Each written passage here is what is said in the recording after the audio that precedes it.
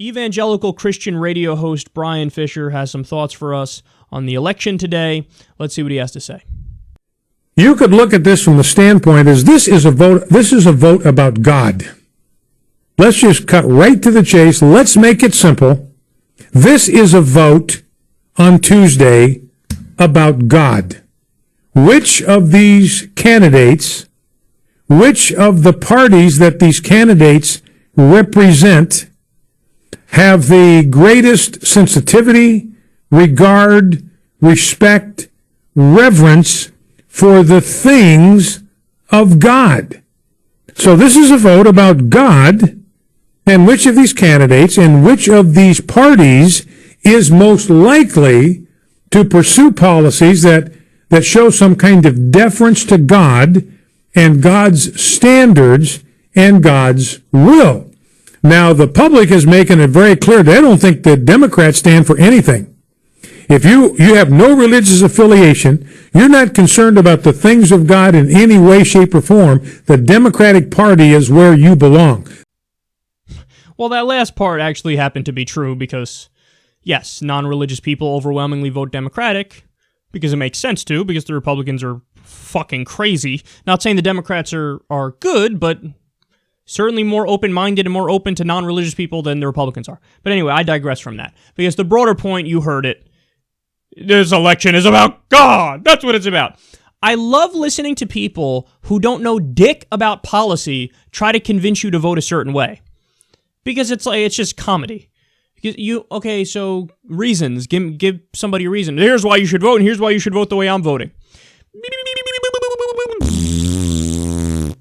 God, Jesus, hello, do I need to make it any more clear? I said the Almighty. That doesn't mean anything. This is what you say when you don't have an actual argument. Oh, yeah?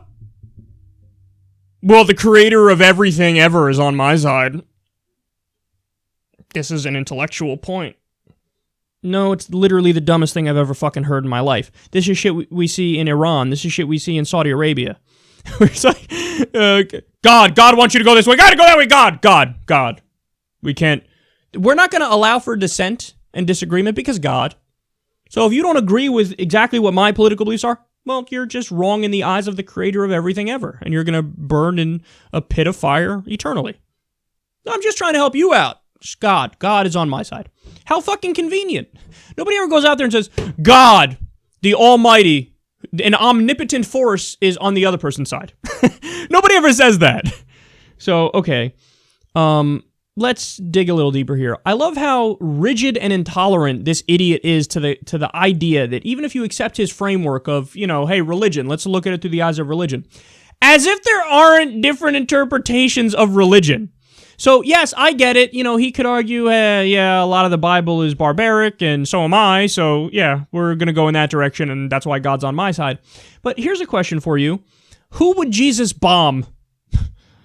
He's like, the people who are on the side of God. I mean, which party is more on the side of God? And he's, of course, a big-time Republican. Right, so was Jesus for the Iraq War? Was Jesus for the Afghanistan War? I mean, this is something virtually all of the Republican Party supported. Many Democrats did too.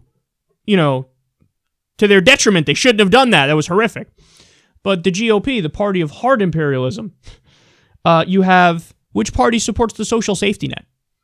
Who would Jesus kick off of welfare?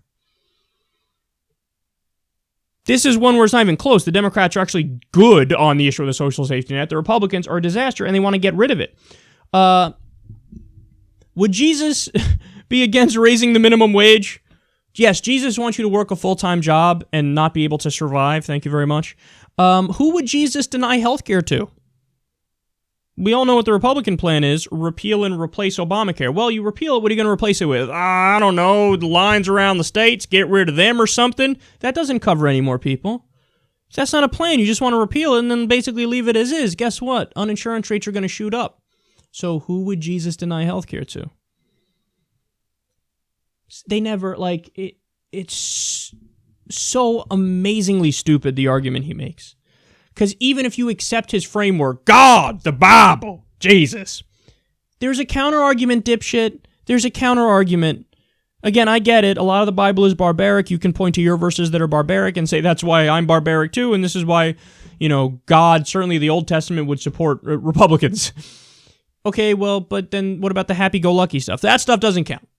I love Jesus, but I don't like him in his happy moods. So, what are you going to do? Okay, well then just admit that you don't have a monopoly on the truth. You don't have a monopoly on the truth even within your own framework of let's look at it through religion. But either way, the whole framework is stupid anyway because your God is mythical and it's not true and you haven't thought about policy at all. So that's the only argument you use is, God is on my side because I'm so smart. Yeah, good point.